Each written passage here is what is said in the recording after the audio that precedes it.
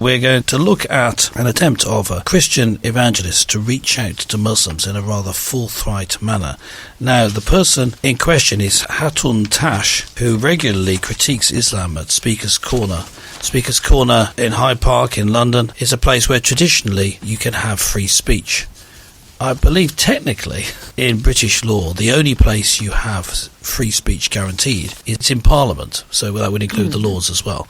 If you're speaking in your official capacity, not if you shouted from the balcony or something, then you have free speech guaranteed, and that's why accusing someone of lying means you're thrown out, because you're allowing people to speak freely. If you let things degenerate into name-calling, you don't get any sort of discussion, so they're thrown out. So we have, however, traditionally places which are known as speakers' corners. They're around the country. They're normally places where people meet, or places where there's commerce, like crossroads and things like that, where people would be travelling past. And one that's survived and is still used widely is in Hyde Park Corner, the corner of Hyde Park.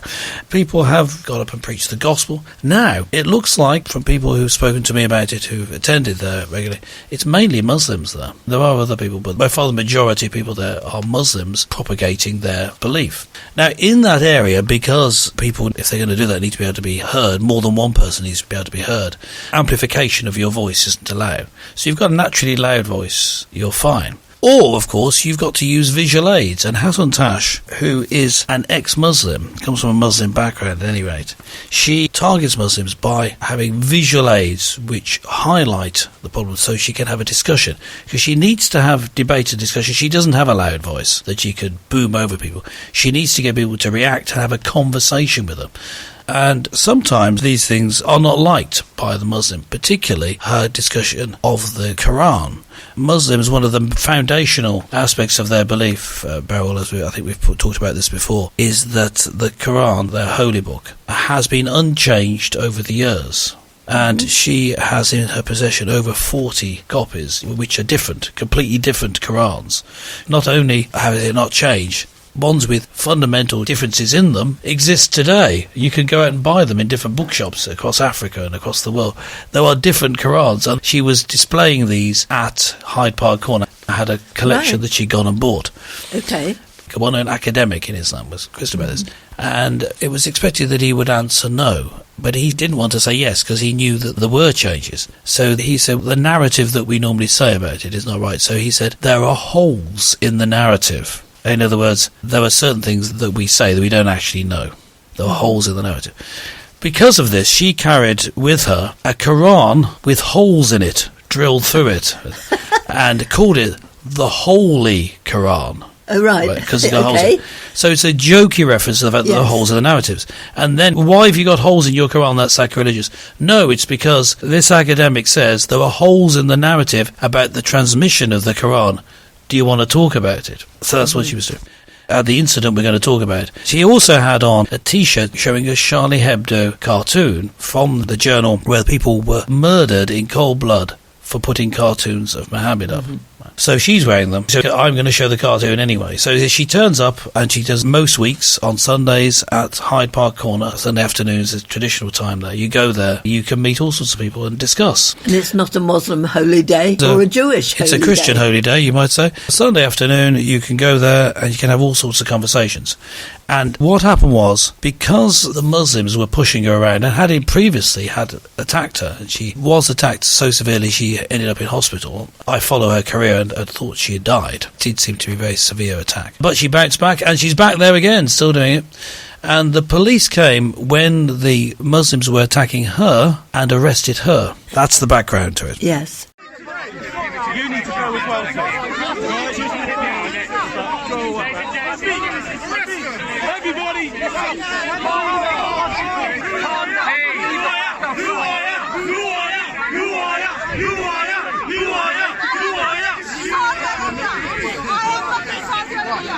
Stay back, keep back out of the way. Leave it up. I will start throwing on bad man. Stay back. Stay back. You've got bad man. You've got bad man. I told you to stay back, bad man. You've got bad man. Take that uniform back. Come on, corner. Nobody's ordered to try her. She's the only one who's been trying. Thank you, officers. Thank you. Bye. Bye, Hatun. Down. Space. Charing Cross. That's what you are. You're a hate preacher. You coward, little intellectual midget. You're intellectually uncircumcised. Got arrested, didn't she? Yeah. What did she do? Yeah, but she's probably been arrested. For what? She's been arrested, bro. She's been arrested. I just found out for what? Prevent a breach of the peace public. Yeah, it's not the first time. It's not the first time. Yeah. It's not the first time. I think last time actually she was assaulted. What makes her wearing that shirt a breach of the peace? Because She with her was- being no, wearing that shirt, no, she made us act in that way, right? That caused the trouble. Yeah, exactly. So what we've done is we've arrested her under the Breach of the Peace Act so that we can get her away from here. So that means you as a human being recognise that wearing a depiction of the Prophet Muhammad is no, a breach no, of the peace. No. It's not a breach of the peace. So she was just wrongfully arrested. No, you're jumping the gun. I'm trying to explain, but you're jumping the gun. What I'm trying to say is, she was here and causing trouble. There's one of her and 50 odd of you. So what we do is we take her from the situation. That's what we've done. Appreciate that, man. All right. What happened in France when this happened? So, let's listen to the interview. This is an interview which comments on the incident, says a little bit about what happened. The spokesman is for the Christian Legal Centre who's been supporting her, so that's who's being interviewed about it. Police arrested Hatun Tash, who's a Christian evangelist who bravely discusses Christianity with Muslims at Speaker's Corner week in, week out over near Hyde Park. They arrested her a couple of times, December 2020 and May 2021, when Muslims were getting upset and threatening her, and she has been assaulted there and so on. And instead of the police tackling the people who were assaulting her or threatening her or abusing her, the police took a sort of easy way out and arrested Hatun and drove her away, and at least in one case held her overnight for 24 hours and strip searched her and all of that kind of thing before releasing her without charge. Now, what then happened is we got our lawyers on behalf of Hatun write to the police. Muslims at Speaker's Corner haven't really got arguments, and so they end up trying to shout her down or threaten her or assault her or whatever else it might be. And that's where the police should step in and stop it and say, no, you can't do that. Fine to have robust debate, fine to have robust exchanges of views, that's all fine, that should all happen. But when it gets to actual threats, intimidation or actual assaults, as has happened a few times to Hatun, then the police should be stepping in and protecting her, not arresting her, which is basically what the mob wants. What the mob is basically saying, she's doing something wrong here, you should arrest her and take her away. And you can see them all cheering on when she is arrested and taken away, because that's what they want. They don't like her exposing the faults in Islam. And so the police are basically enforcing mob rule, or almost effectively enforcing Sharia law, because that's what the Muslims are saying. She's offending us. She's saying Muhammad isn't a prophet of God.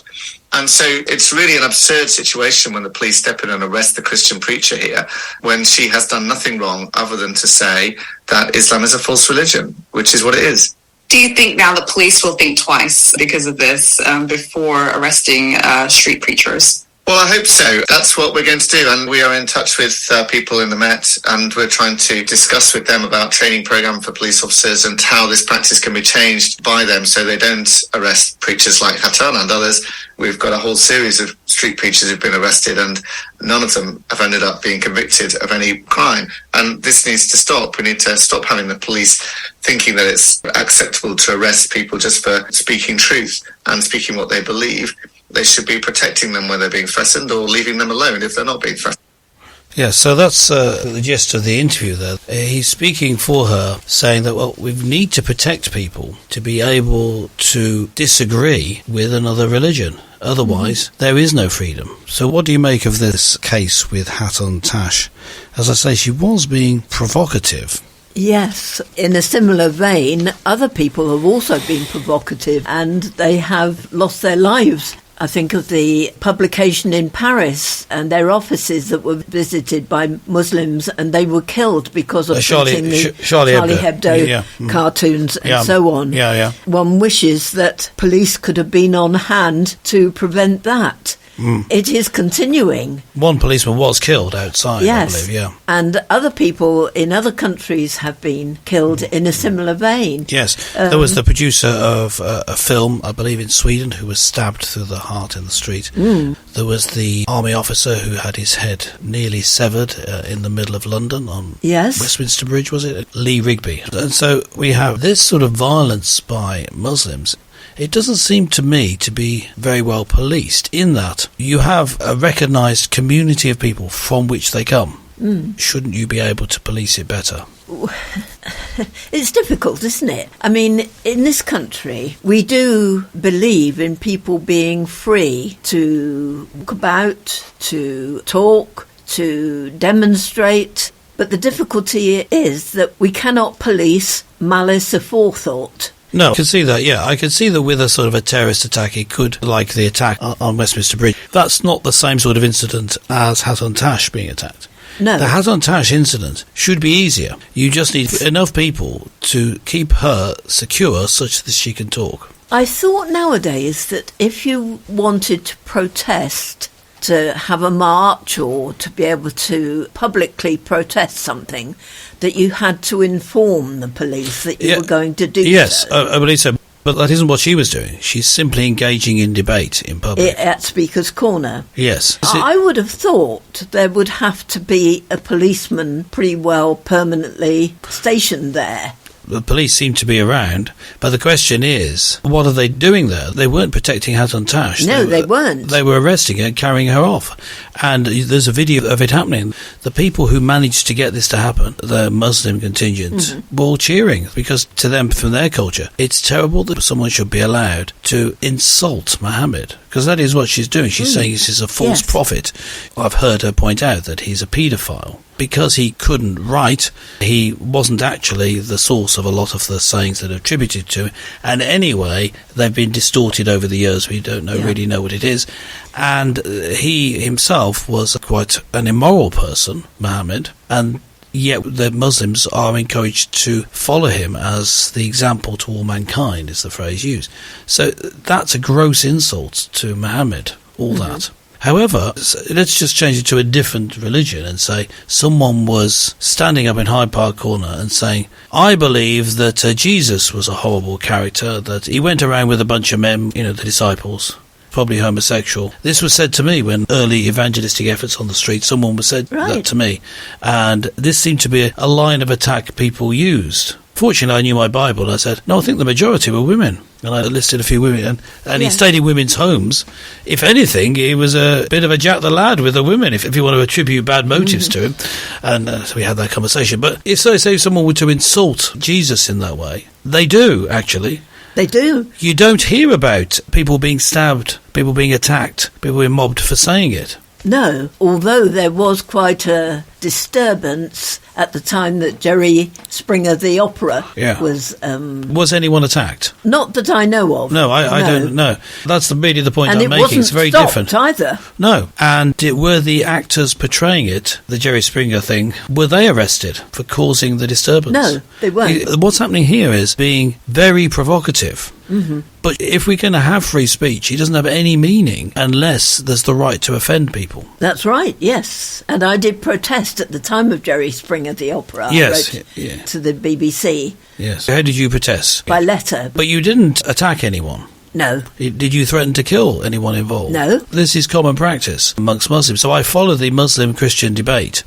And look, if any listener wants to go and do a search online, you can easily find it. Hatun Tash has a YouTube channel. She took over a large YouTube channel called Acts 17 Apologetics. It's now the Hatun Tash channel, DCCI. You can search for Acts 17 Tash and you'd find it.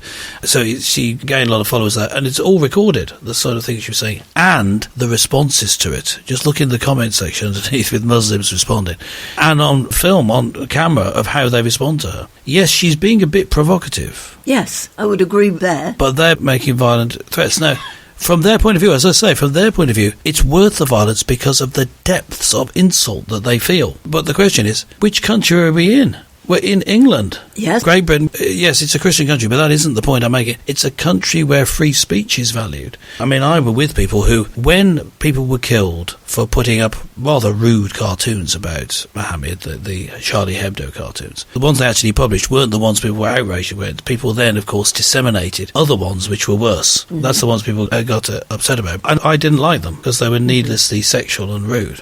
Similar ones were done of Jesus. no one even batted an eyelid. I didn't know that. They just didn't buy the cartoon. Yeah, the Charlie Hebdo Journal was famous for doing this. But when these people were shot for doing it, I would say every newspaper in the Western world that promoted free speech should have put the Muhammad cartoons on the front cover. They could put, we don't like these cartoons. We don't want to insult Muhammad. But you're not allowed to kill people for doing it. So for the next week, we're going to feature the cartoon on the cover every day. Now, certain prominent YouTubers did this. And Hatun Tash started wearing the T-shirt. That's why she did it. Right. And I agree with it, you see. Wearing it around, fine, but in doing that, when she's trying to tell people, no, Jesus is the way, is she in fact, because of the hatred she's showing for Muhammad, which I share, I do hate him, even though he's dead. I think he's disreputable and horrible.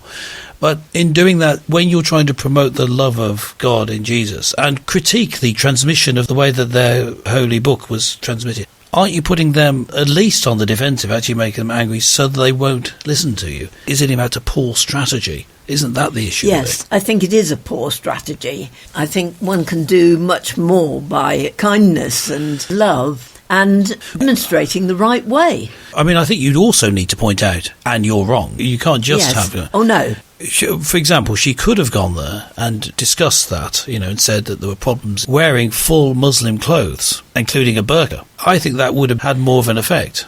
I don't know. I think then she might have been stoned to death or something.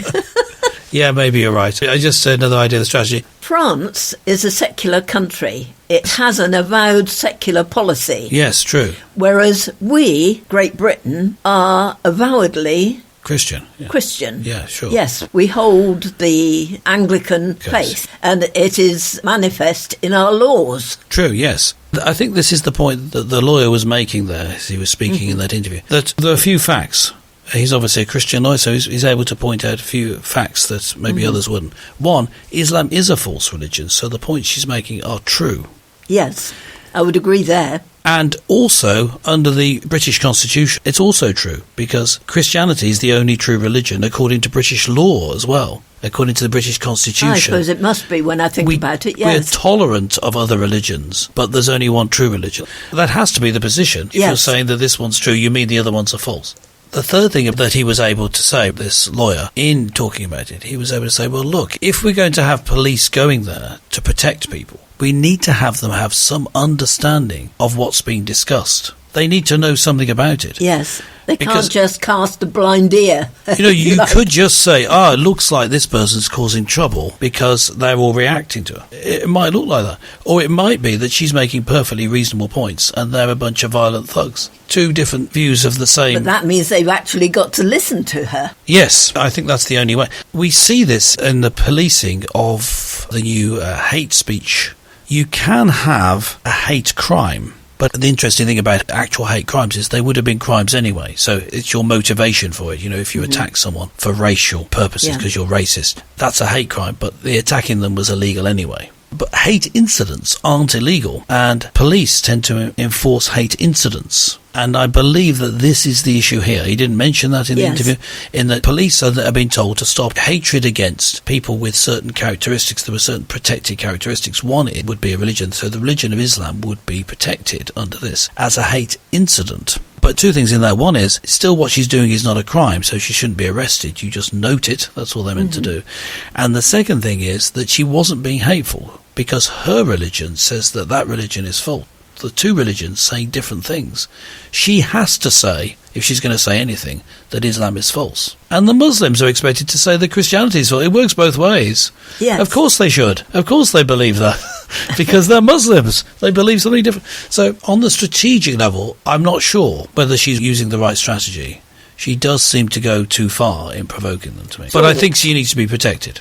We need to sort this strategy out, don't we? Well, the problem is, upon my fire barrel, I've had this throughout my career in terms of reaching out to people. That people obviously want to be liked. Yes. And as soon as you go into evangelism, into mission, people are not going to like you because it's confronting their worldview. Yes. And that's difficult. To change your mind is difficult. Now, having been a teacher of science for some years, nowhere near as long as I've done my job as a minister, but it was 7 years I did it. I found that as teaching science that for many young people, just thinking was physically painful. They didn't do any thinking in their normal life about anything. They didn't do anything that they needed to concentrate and really get to grips with and think about. And to actually do that is physically difficult. I find it myself. It's exhausting. It's difficult because they hadn't been trained into doing it. It was like being physically punched, like a punch in the head or in the gut, thinking. So if you spark something off in people, like Hatun is, by making the claims in an over-the-top manner,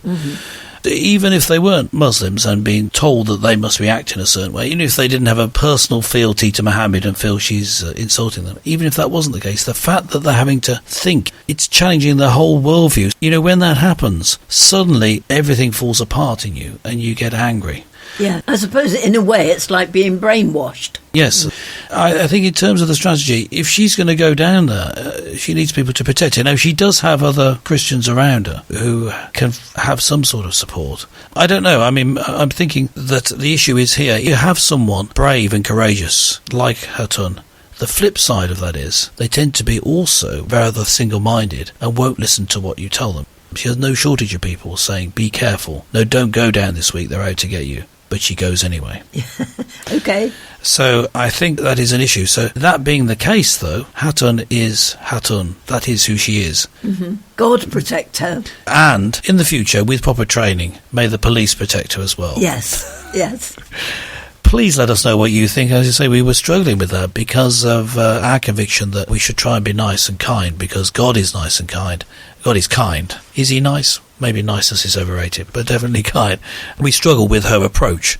So let us know what you think. Get in contact with us. We can be contacted. Just go to berylandpete.com. Just make sure you're subscribed. It doesn't cost anything, absolutely free. Just make sure you're subscribed, because then you can leave a comment on this and every episode. Please leave a comment and let us know, because we value your input on this.